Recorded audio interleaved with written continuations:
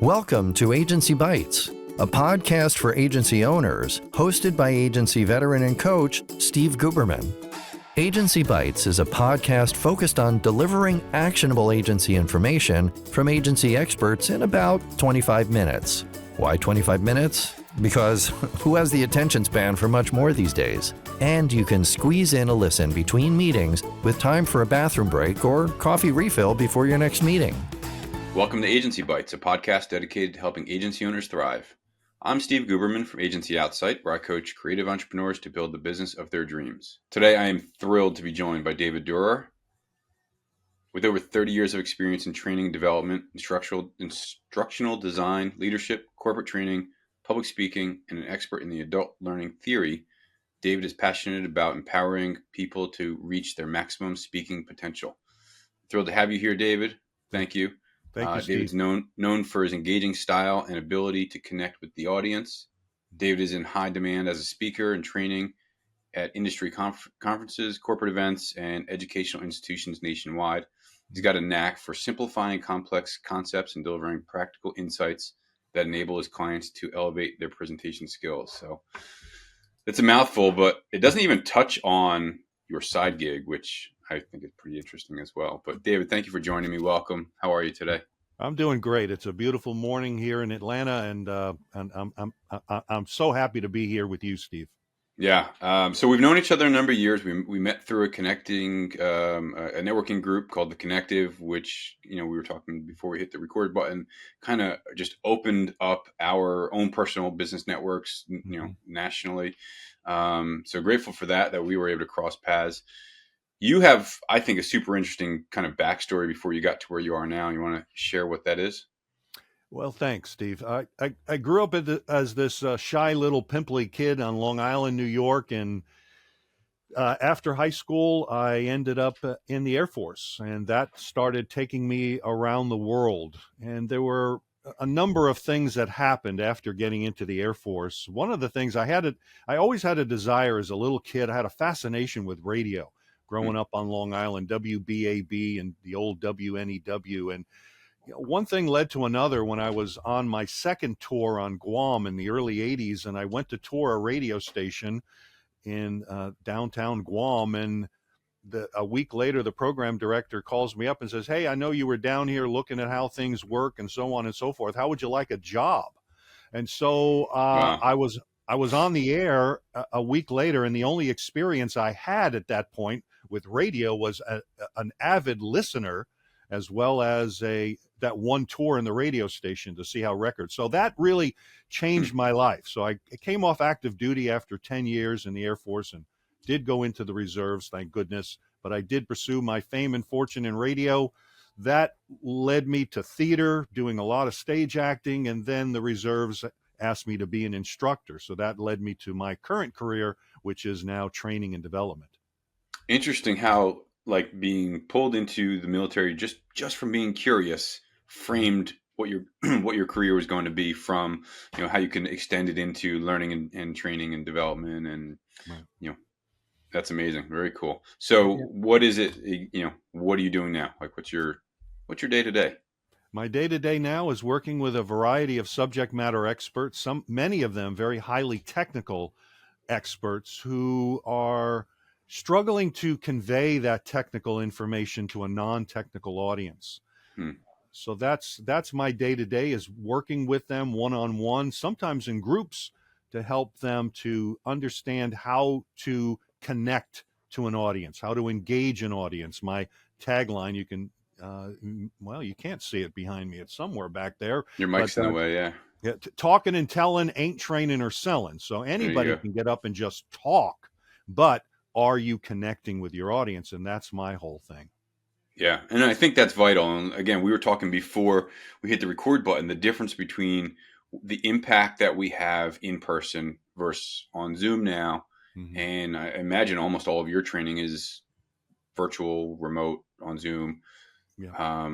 How, prior to COVID, the work you were doing, how has that had to shift in order to help people still be as impactful and still make a difference in what they're talking about?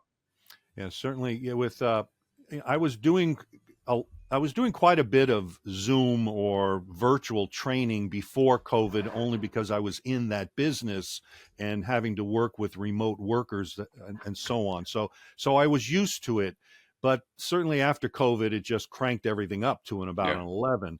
And I would say the biggest transition for folks were many of the sales folks that I was working with. They were using the same script or the same process or the same methodologies that they were using when they were face to face, and trying to use those same processes now in the virtual world. Mm-hmm. And it wasn't working because it was more talking than it was asking questions. I think in both situations, whether you're face to face or virtual, there needs to be a good amount of questions. Yeah. But I think with virtual, you got to crank it up. You got to have that more engagement, because we've got all kinds of distractions in this room. I got a TV right over there. I got a cat. I got a dog. I got all kinds of distractions in this room. And so we have to be able to craft our message in a way that keeps our audience engaged. Couldn't agree more. I think that curiosity and digging in, and I'm thinking about it from a creative professional's perspective of, I want to understand your scope of work. I want to, or a scope of work that I'm going to propose to you. I want to understand what your challenges are, how I can plug myself in as an agency or, creative professional. So the more curious I am, the more I get you talking, Mm-hmm. the better information I have to sell, but not sell into what your needs are. Right. Yeah. I have to evaluate whether or not you're a prospect, a good prospect for me. And if you're not interested, or if you don't need my services, then I don't want to waste all my time. Yeah, absolutely. Talk about adult learning theory. What's that all about? I don't know that prior to knowing you over the past Mm-hmm. couple of years, that's been something that's really in my brain at all. Well, so this is something that I was introduced to a number of years ago when I started training trainers to train in corporate. And the adult learning theory comes from a gentleman by the name of Malcolm Knowles a number of years ago, who's the father of adult learning. And the premise is, or the objective of adult learning is to understand your audience and be able to deliver your message so it's sticky. It's going to be not only the content is sticky using the adult learning theory, and we can get into some of the examples of that, Mm-hmm. not only using these principles to design the curriculum or design the speech or design the workshop, whatever it is, but you'll also use these, keeping these principles in the back of your mind as you're on the stage and presenting. Interesting. So what are some of those examples? Well, I'll start with one called the principle of ownership. Okay. And when you think of that, where a facilitator needs to get their audience to take ownership, what comes to mind when you think of that, where your audience needs to take ownership? Geez. Just asking questions, or I'm not sure. Yeah. Sure. So I did that as on purpose of asking you a question, putting you on the spot. So there's no wrong answers here. Okay. So here in a training situation, I'll relate this to training, is that, and a lot of my training was software training in medical institutions where the institution was upgrading their software product. So now I have a group of folks that work together in the same hospital that are now hostile because it's me that's changing the software. They don't realize that somebody upstairs signed the paperwork. I just happen to be the guy that has to show up to train. So now I have a hostile audience. Now my job as a facilitator is I need to show the value of this new process. I have to show my audience, well, I should say that I have to facilitate in a way that my audience now sees the value. They understand why this is important to move forward. You're not going to lose your job. Don't worry about it. Right. What this is all about making things more efficient, but the audience has to grasp that to take ownership. If not, well, you can imagine what happens if you have an audience full of people that aren't willing to learn or don't see the value. You can see where that's going to go. So is it similar to like the what's in it for them kind of mindset of Exactly. answering. Okay. Yeah. Yep. The whiff 'em. What's in it for me? Why should Yeah. I care? Why should I listen to this guy? What's this all about? Yeah. Interesting. Yeah. No, I get that. That makes sense. What's another principle? Another principle would be the principle of complexity. And this is an area that I found a lot of the folks when I was training in corporate, training highly technical folks to move into a training role or a speaking role of some sort. This is one that they struggled with the most. People, all subject matter experts, I'm guilty of it. We're experts in whatever we do. And Hmm. sometimes we can easily come into a room and then just vomit all this information, and our audience is now drowning in all this information. So the principle of complexity is about first understanding where is your audience. I visualize a swimming pool. Where is the audience in that pool as far as their knowledge level of the current material? So if you as an expert, you dive straight into the deep end of the pool and everybody's down there at the kiddie pool, now everybody is drowning from all of this information. So number one, principle of complexity is understanding where's your audience, what is their current knowledge level, and then slowly taking your audience on that journey or walk through that pool slowly down to the deeper end of the pool so we don't drown everybody. What's the difference between that, or how does somebody do that? And this is so top level and very surface. And I'm sure this is like a massive educational and practice. So how does somebody find the fine line between doing that and mansplaining what that subject matter is without talking down to people? Uh, so that's a great. So if I understand the question correctly, is you have an audience that's you have novices and you have experts in the audience. How do you deliver your message in a way that's going to be relatable to both audience types? Is that your question? Yeah.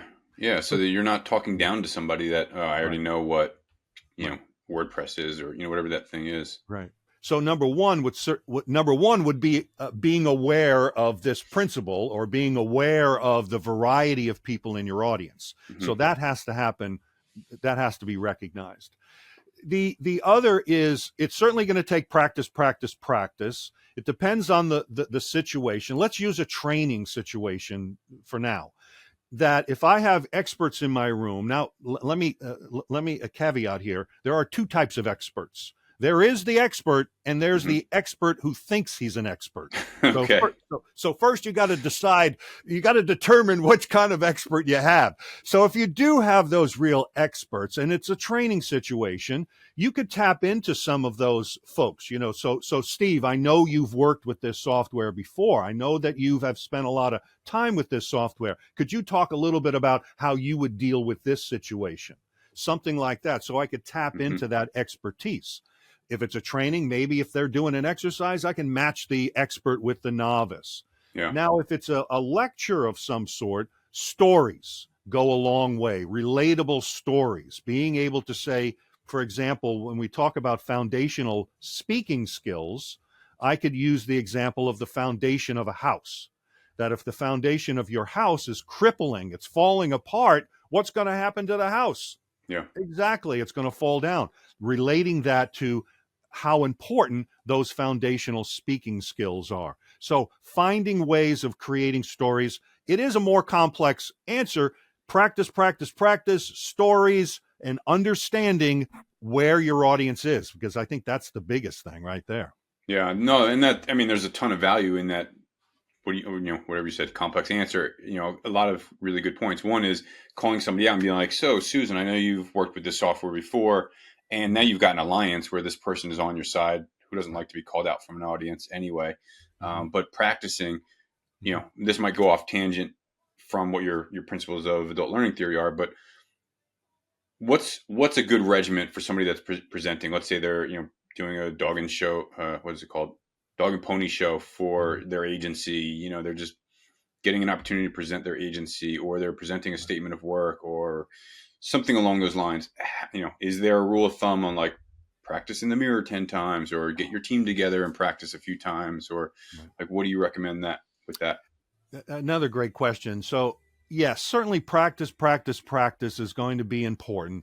Uh, just walking in with that confidence, I got this, that just doesn't work. So everybody is different. My personal style when I was doing theater, I'd have a recording of all the other lines around my line so I could put my lines in. So it was that repetition. That's interesting. So here's a way to memorize. I'll give you this. Is once you're able to put your script down and then start doing things around the house. This is how things stuck with me, and I learned this from watching the show The Actors Studio years ago, and this came from Nicolas Cage, and he mentioned that he would learn his lines, then put down the book, and then start doing stuff around the house. Dishwasher, my wife loved it when I was doing lines. I was vacuuming the dishwasher, the clothes. I didn't fold, but I would put them on the bed. But I was doing all these things around the house, and for me, it made it stick like glue. Interesting. Shout out to Nick Cage if you're listening. Thanks for helping David out. Interesting. All right, very cool. All right, so jump back into what are the other principles. Sorry to pull you off tangent on that. Yep. So another principle would be the principle of primacy and recency. Primacy and recency. Okay, what's that? Primacy meaning firsts.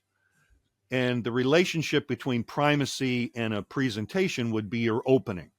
Can you think back to something memorable that happened to you? Maybe your first car, your first job, the first day sleeping in the home you're in now. Do those days, can you recall those days or days like that?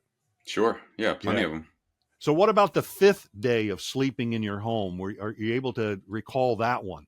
No. So the relationship there is that those impactful firsts, that opening has got to really knock the socks off of your audience. And one of the ways that I suggest, there's 9 quadrillion ways of opening a presentation, but they all have the same objective, and that is get to your audience, immediately engage your audience. And one of the ways that I suggest to my clients is open with a question. How many people here have the fear of public speaking? So this now is doing a couple of things. One is I'm immediately engaging my audience by asking a question. Well, you can't see my hand, but I'm raising my hand, and so that would indicate for people to, I don't even have to say, raise your hand. I just raise mine, and they follow through. That's also another way of gauging my audience. How many people here have a fear of speaking in public? Nobody raises their hand. Now I know I got a group of liars, or now I have to adjust the way that I speak to my audience if they truly are experts. So opening, and then the primacy and then recency, you can pretty much get what that is, the recent. So the conclusion of the presentation, the last time you went to a movie, the last time you drove your car or something like that. Some of those things that were impactful enough, we can remember those recent things. So when it comes to a presentation, you got to have that opening that knocks their socks off right in the beginning, and you've got to keep that momentum all the way through and then hit them again right at the end. The opening is important, but to me, the conclusion is a little bit more important because that's what you're leaving them with. Interesting. Yeah. So the impact that you make in the beginning, you kind of have to maintain that level of impact throughout, whether you're kind of revisiting it, and then close with something even more impactful so that there's something very memorable for the audience or whoever you're talking to. And again, I'm thinking of this from a, pitching an agency standpoint. And so there's, either a boardroom or a Zoom room full of potential clients or decision makers. How do you leave them with something that's going to leave a good taste in their mouth or give the impact that you might be the right fit for one another in that sense? Yep. So was that a question on how you would do that, or you were? Sure. Not really, but yeah, if you have something to throw at that, yeah, absolutely. Well, yeah. So I'll add this to go along with that. So at minimum, I would say that to have a review. So today we looked at this, if you're looking at the agency. So today we looked at that your pain points were this. You mentioned you had some pain points here. You mentioned that these are the types of things that you're looking for to work through. If you had a magic wand and you could do whatever you want, you can do this. Well, this is what we want to present. So having that sort of review, recapping everything is certainly one way of bringing it all back together again.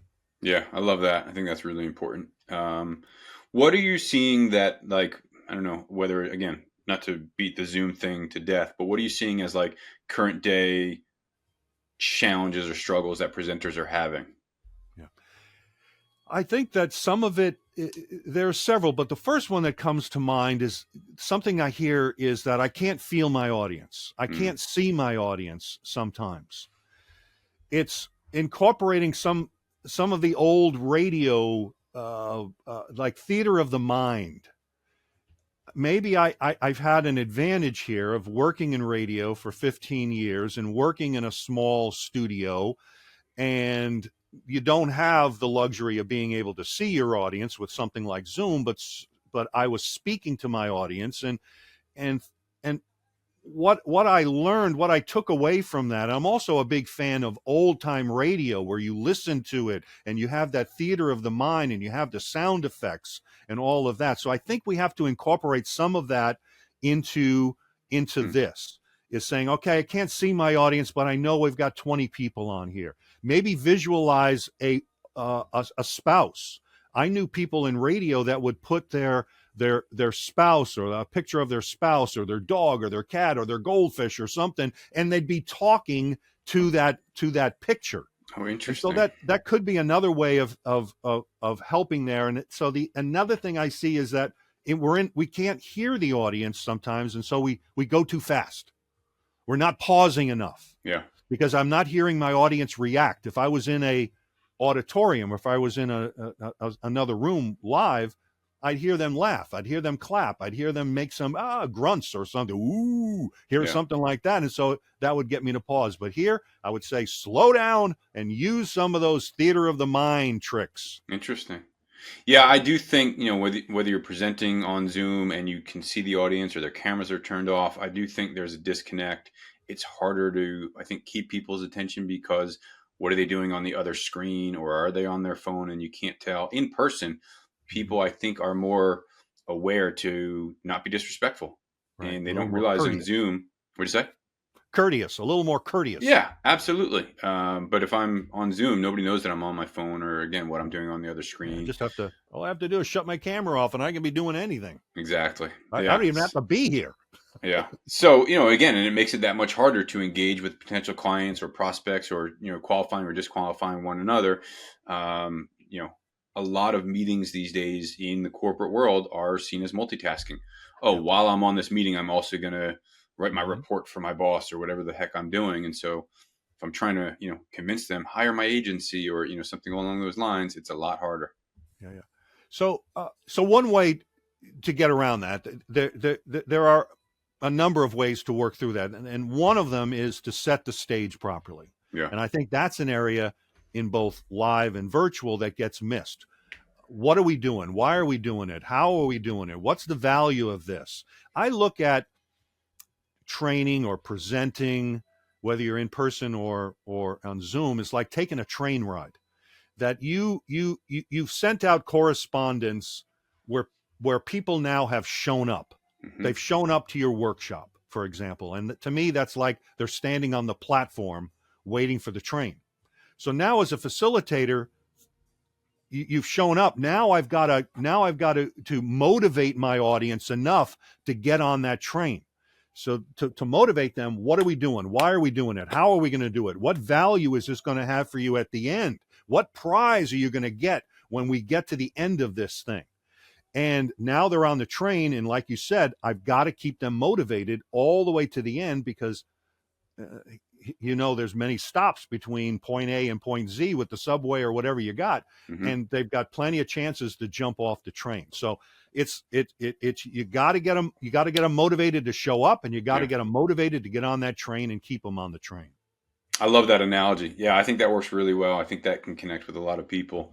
I want to jump real quick. I want to be mindful of time, so I want to jump real quick to some random rapid fire questions to kind of close this out.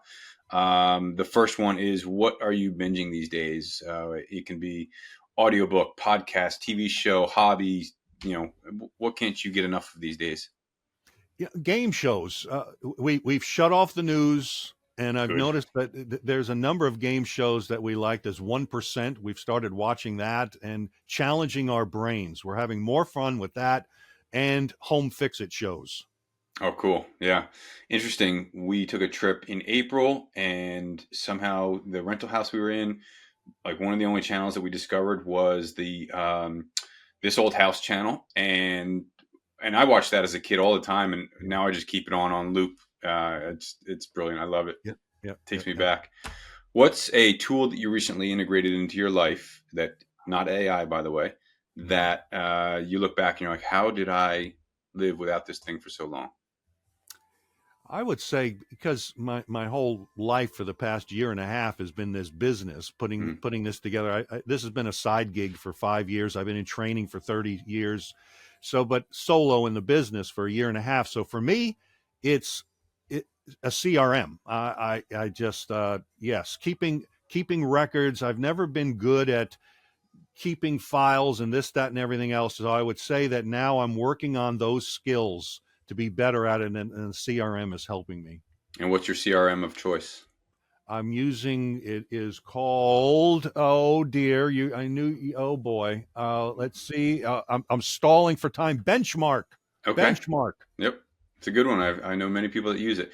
And how much do you relate the time that you dedicate to your CRM to the olden days of updating my Rolodex?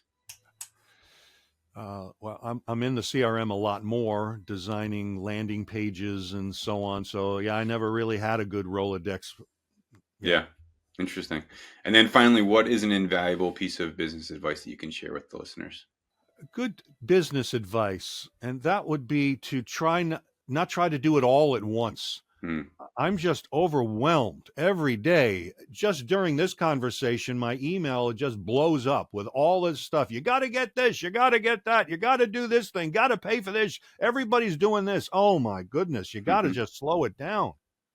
Yeah, slow it down. I love that. Well, David, thank you so much for joining us, sharing so much great presentation information with the listeners. I appreciate you and your experience. Thank you. Thanks again for tuning in to Agency Bytes. If you know someone with expert knowledge on a topic that agency owners would love to hear about, go to agencyoutsight.com/podcast-guest and nominate them.